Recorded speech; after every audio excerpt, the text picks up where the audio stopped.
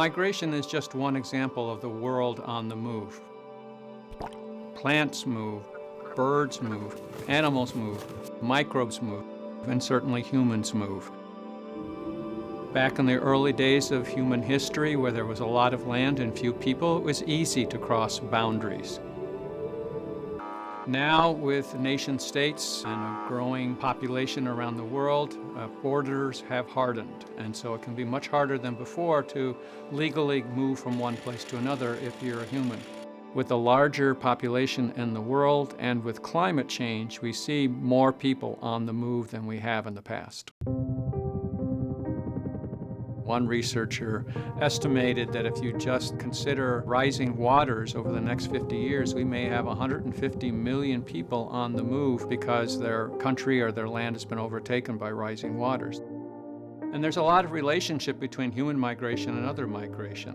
The Lab of Ornithology, for example, has estimated that 1/3 of all birds have been decimated over the last 50 years because of climate change. That affects human migration and vice versa. So studying these kinds of migration activities, not just from a human perspective, but from a different kind of perspective, makes sense. In my research at Cornell Law School, I focus on human migration, specifically the extent to which migration can be a benefit to society, whether it's high-skilled immigration or low-skilled immigration.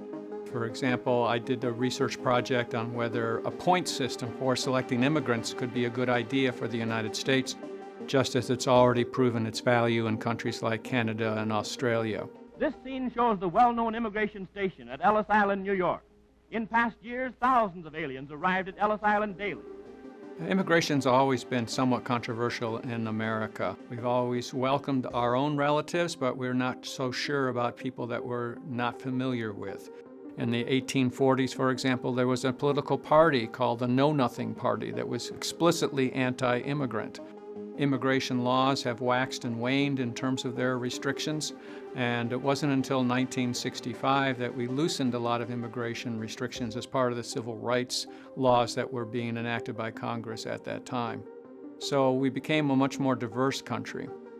Now in the United States, about 14 million people are immigrants, which that's not a historical high when you consider immigration in the past, but it has raised questions about whether immigrants are adequately assimilating into American society. And so once again, immigration is controversial, and we need to decide what levels of immigration we want as a country and what types of immigrants we want. Cornell decided that it wanted to really work on a grand challenge, something that needed the full resources of Cornell University and all its departments to tackle something monumental. So they held a conference in November of 2018 to solicit ideas for what that grand challenge might be. From that conference, Cornell decided that the first grand challenge would focus on migrations. And we talked about the need for interdisciplinary, interspecies, international focus on the study of migrations. And as part of the Migrations Initiative, we also applied for a grant from the Mellon Foundation, which was coming out with a proposal for Just Futures, to have universities focus on how they could tackle racism and dispossession. We thought that our Migrations Initiative would be a perfect project for the Mellon Foundation because migrations does touch on racism and dispossession issues to a large degree. We've got amazing researchers in various departments understanding and researching various aspects of migration. And by bringing them together so that they collaborate across departments and across species, we can learn a lot more than if we remain in our own individual departments. For example, one of the principals on the Grand Challenge is Shannon Gleason. She studies immigration from a sociological perspective, particularly researching how people who are in precarious immigration statuses can deal with society and education. I've also gotten to know Eric Tagliacoso, who is a professor of history, who focuses specifically on the history of migration in Southeast Asia. Ganesha Kaur is an associate professor of anesthesiology at Weill Cornell Medical School in New York City. And because of the Migrations Grand Challenge, I've been able to get to know her and to work with her on this project that we're doing together on public benefits issues. There's Natalie Vazarova in the Department of Communications who has a social media lab, and by working with her and her students, we're figuring out what new digital tools might be appropriate for immigrants to use to understand their rights under immigration law. Through this initiative, I've also been able to get to know Gerard Atching, who is doing a fascinating project on researching the Underground Railroad. For example, he's leading an excavation at the St. James AME Zion Church here in Ithaca to determine if they can find anything in the ground that can help them understand better how the Underground Railroad operated here in Ithaca.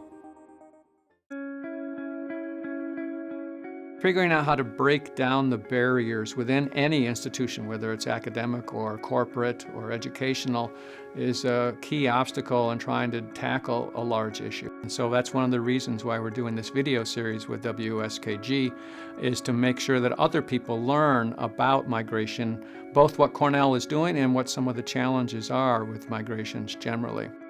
And by bringing together the talents of Cornell researchers to really focus on the interdisciplinary and multi-species aspects of migration, we can really advance the study of migrations and be able to solve some of these large challenges that relate to migration, whether they relate to climate change or migration of people or migration of microbes like the coronavirus.